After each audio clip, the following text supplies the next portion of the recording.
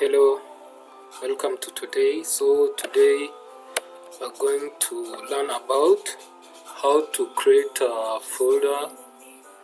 That's how to create a folder in a laptop or in a PC. So it's an easy step. So you just create a page. So by right clicking on the mouse, you can see a menu popping up. Then you scroll downwards to a place written new. Then on that place you can see there's a menu there.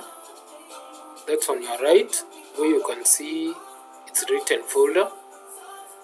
So you click on that place that's folder, because we are creating a folder.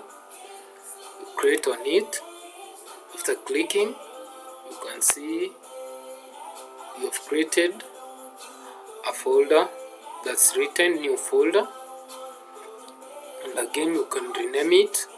So by renaming it, you just type any word that you want to name it. So I can name it, example, I can name it like GTA,